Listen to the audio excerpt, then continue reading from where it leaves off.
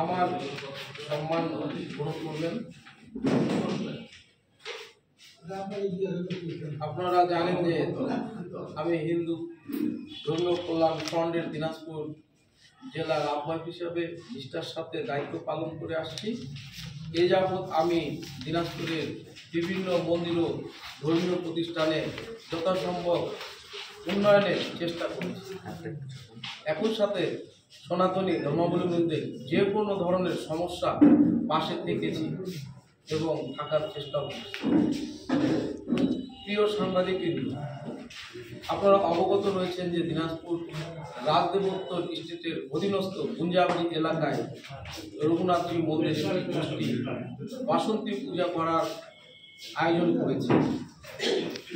যেহেতু এটি রাজদেবোত্তর স্টেটের সংযোগ,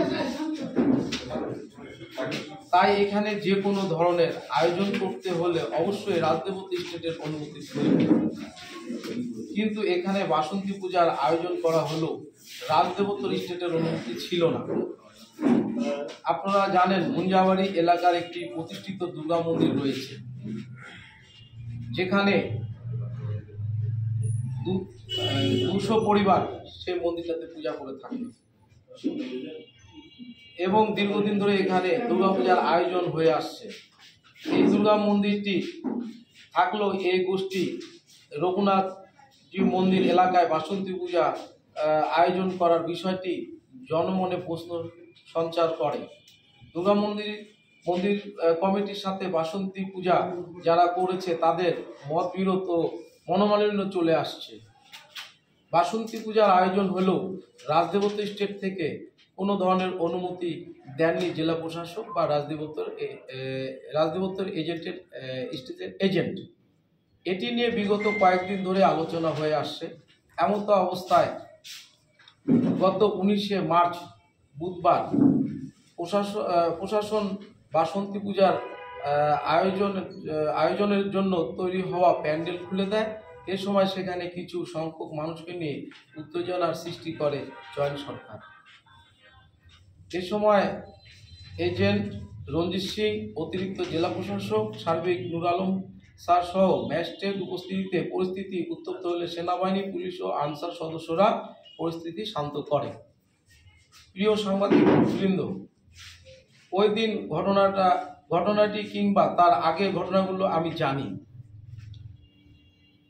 আমি চয়ন সরকারকে এলাকার সকল হিন্দু সম্প্রদায়কে নিয়ে সুষ্ঠুভাবে বাসন্তী পূজা করার জন্য বলি এবং বাসন্তী পূজার আয়োজন দুর্গা মন্দিরটিতে করতে বলি। কিন্তু গত 20শে মার্চ বৃহস্পতিবার সকালে দিনাজপুর জেলা প্রশাসক কার্যালয়ের সামনে একটি মানববন্ধন অনুষ্ঠিত হয়। ওই মানববন্ধনে আয়োজন করে বাসন্তী পূজার আয়োজন যারা করেছিল তাদের মধ্যে চয়ন সরকার সহ আরও অনেকেই ওই মানববন্ধনে বক্তব্য দেন যে এই ঘটনার সাথে আমি জড়িত রয়েছি। আমার সম্পর্কে বলা হয়েছে আমি বিএনপির নাম ভাঙিয়েছি এবং তারেক রহমানের নাম ভাঙিয়েছি যে হিন্দু সম্প্রদায়ের মানুষকে রাত 12টা থেকে রাত 2টা পর্যন্ত থির দেওয়ার কথা। বিএনপির হিন্দুদের নির্যাতনের অনুমতি দিয়েছি, এমন বিভ্রান্ত বক্তব্য প্রদান করেন। প্রকৃতপক্ষে এসব ঘটনার সাথে আমি কোনোভাবেই জড়িত নই। এই ঘটনায় আমি কিছু জানি না এবং আমি রাজদেবোত্তর স্টেটের কোনো সদস্যও না।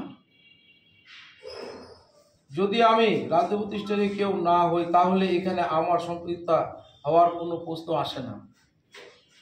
আসলে আমাকে হেয় প্রতিপন্ন করতে এবং আমার বিরুদ্ধে কুৎসা রটানো হয়েছে, যা কোনোভাবেই কাম্য নয়। চয়ন সরকার বিগত ফ্যাসিস্ট আওয়ামী লীগের কাছ থেকে সুবিধা গ্রহণ করতেন, আওয়ামী লীগের মিছিল মিটিংয়ে উপস্থিত থাকতেন। এই জন্য তিনি বিএনপির সুনাম পূর্ণ করতে এমন কুৎসা রটাচ্ছেন এবং সাম্প্রদায়িক একটা দাঙ্গা লাগানোর অপচেষ্টা করছেন। সুতরাং চয়ন সরকার সহ তাদের এমন বক্তব্যের আমি তীব্র প্রতিবাদ জানাই এবং এই ঘটনায় আমি আইনানুগ ব্যবস্থা গ্রহণ জন্য প্রশাসনকে বিনীত অনুরোধ করছি। প্রিয় সাংবাদিকবৃন্দ, আপনাদেরকে একটি বিষয় অবগত করতে চাই। যারা আমার নামে কুৎসা রটাচ্ছে তারা দুর্গা মন্দিরটির কমিটিতে সাধারণ সম্পাদক হিসাবে চয়ন সরকার দুর্গা মন্দিরের সাধারণ সম্পাদক হিসেবে দায়িত্ব পালন করেছিলেন, কিন্তু সেখানকার আর্থিক 4 বছরের হিসাব না দিতে পেরে, তাকে বুঝিয়ে দিতে না পেরে তাকে ওই মন্দির কমিটি থেকে বাদ দেওয়া হয়। ধর্ম ব্যবসায়ী চয়ন সরকারকে কমিটি থেকে বাদ দেওয়া হয়েছে। আপনারা জাতির বিবেক, আপনাদের বিচার বুদ্ধি ও বিচক্ষণতার সাথে ঘটনাটি তদন্ত করে প্রকৃত সংবাদ পরিবেশন করতে বিনীতভাবে অনুরোধ করছি। আরেকটি বিষয় আমি আপনাদেরকে বলি, আমাকে যে দায়িত্ব দেওয়া হয়েছে বাংলাদেশ হিন্দু বৌদ্ধ খ্রিস্টান কল্যাণ কমিটির পক্ষ থেকে, আমি যে দায়িত্বে রয়েছি, আমার কাজ কি? আমার কাজ, আমার সম্প্রদায়ের কোনো রকম সমস্যা হলে আমাকে তো যেতেই হবে। আমি যদি হাত গুটে বসে থাকি, আমি যে পদে রয়েছি তার সম্মান থাকবে না। কারণ আমার দায়িত্বটাই সেটাই, যে আমার হিন্দু সম্প্রদায়ের যে কোনো সমস্যা হলে সেটা রাতে হোক, ভোর 6টায় হোক, আর ভোর 5টায় হোক, আর রাত 2টা হোক, আর রাত 3টায় হোক, আমাকে যেতেই তো হবে। আমি যদি না যাই তা আমাকেও তো আমার ঊর্ধ্বতন কর্ম থেকে জবাবদিহি করতে হবে, যে কোনো রকম যদি ঘটনা ঘটে থাকে সেখানে। আমি চেষ্টা করি, আমি বিগত দিনেও গিয়েছি, আমি এমনও গিয়েছি, আমি রাত 2টার সময় আমি আমার সম্প্রদায়ের পাশে যেতে দাঁড়িয়েছি।